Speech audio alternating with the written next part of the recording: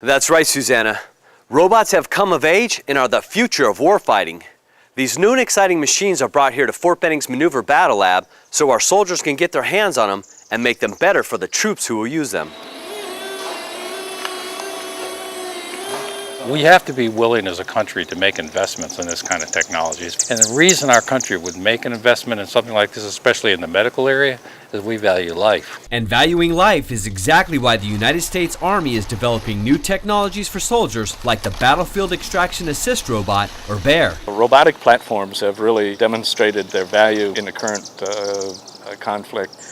And I believe that for the dull, dirty, dangerous tasks, robots can really ease the workload on the soldier as well as make it more safe. BEAR was created in 2005 by Vecna Technologies as a CASEVAC robot that would carry wounded warriors off the battlefield without exposing additional soldiers to fire. The reason why Vecna was so interested in starting the BEAR program is its ability to save lives, both for casualty evacuation, but also IED disposal and various other things. If we have to send soldiers in to extract a fellow soldier, we have to use maybe 2-3 people or more in order to just extract one casualty for security purposes and as well as have someone carry it. Whereas BEAR can just go out there, extract the casualty. It can get shot, can sustain a certain amount of punishment, but it's able to get it out with just that one robot. BEAR is a multimodal robot that employs a multitude of technologies. It uses cameras, sensors, hydraulics, maneuvers with a dual track system, can stand up, balance, reach with its arms, grab with its hands and fingers, and can carry loads of up to 500 pounds. It's an extremely difficult technical challenge to design a robot that has such a high power density, with so many degrees of freedom, and with an operator control unit that needs to be very functional.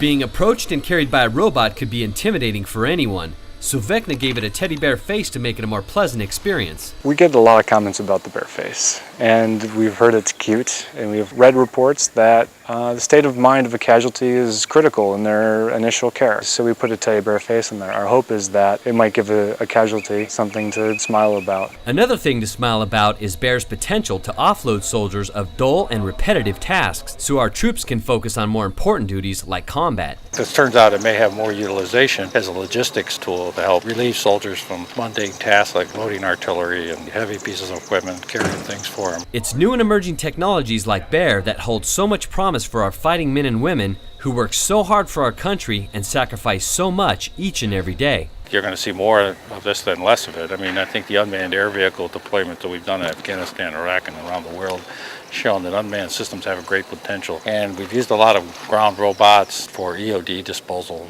and those kind of missions, combat support missions at this point. But eventually they're going to work their way into forward combat maneuver support and things like evacuating casualties and logistics. It's exciting, and this is the technology of the future. It's critical for the United States Army to continue developing robots like BEAR so we can maintain our technological advantage and keep our troops safe on the battlefield.